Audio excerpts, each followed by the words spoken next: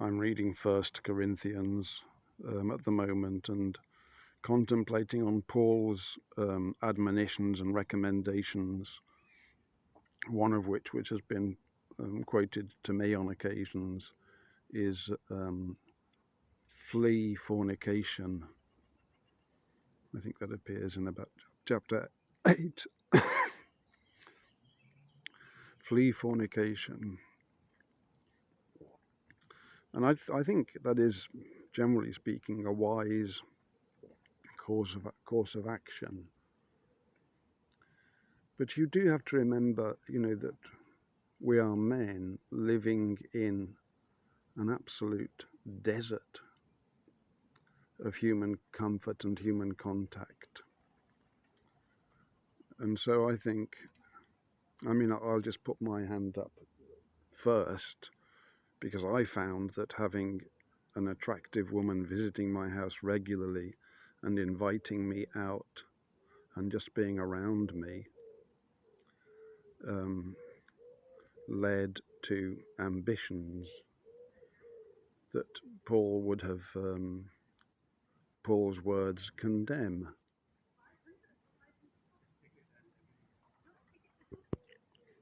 And I do think that's kind of okay and normal. I would challenge really anybody, any single man and long-time single man, to endure those sorts of circumstances without his mind wandering at the very least.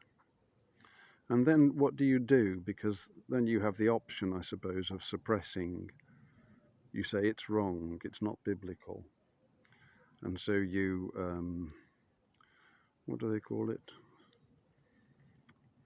Suppress, there's another word for it. You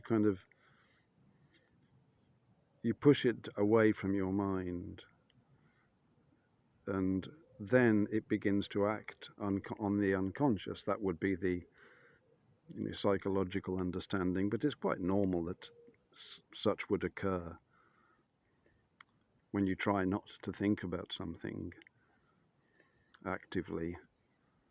Of course, it's going to come in the subconscious mind. So you're getting into a sort of slightly schizoid territory, a schism in the psyche. So I think you can only trust in God and do what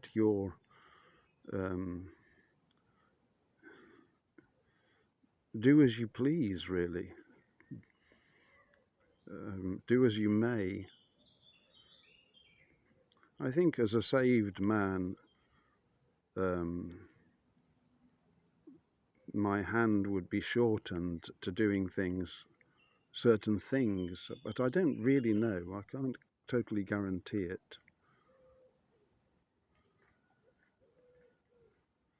And I won't try, you see, this is the problem. It's trying that's the issue.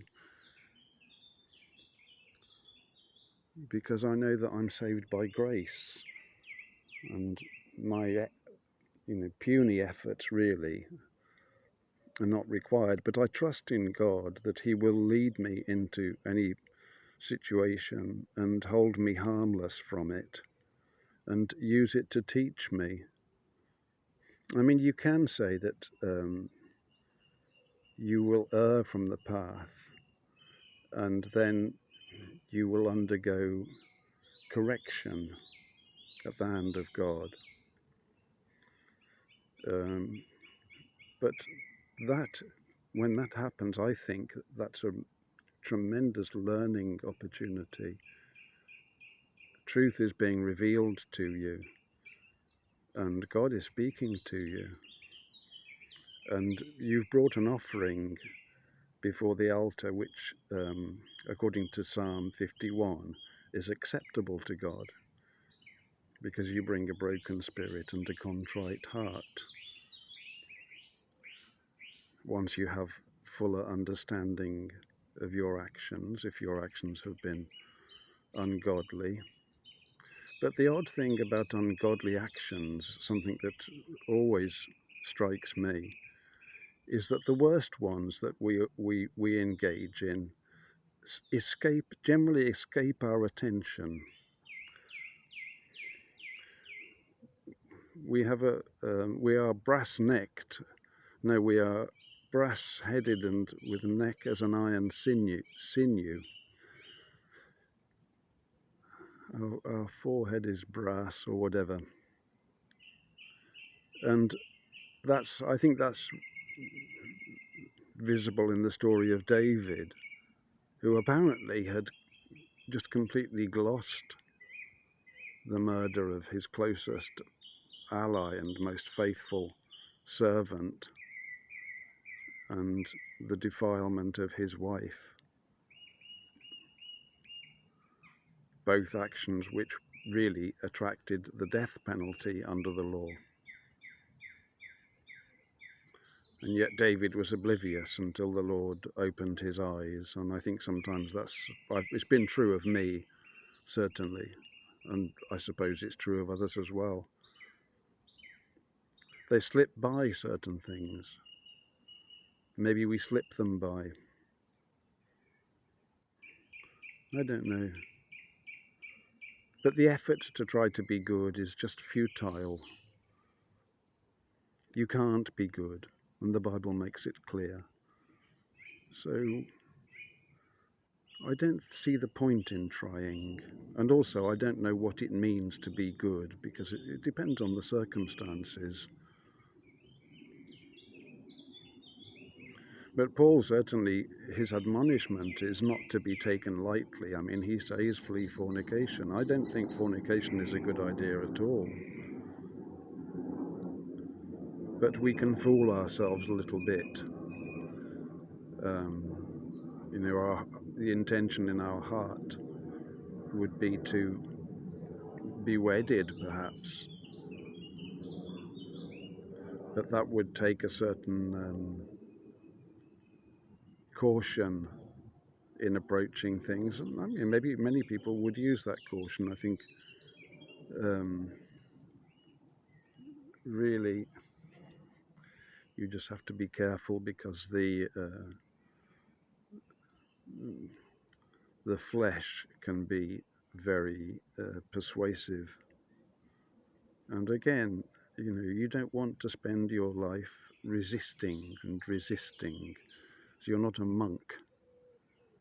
I remember seeing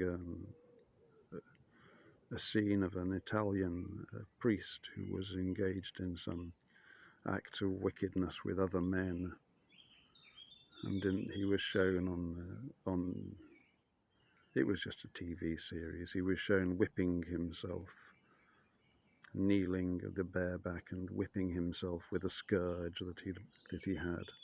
Whether people do those things or not, I don't know. I think perhaps they do. And it's absolutely Pharisaical. It's the very definition of the law keepers, really, isn't it? Such a tiresome way to conduct oneself. God bless.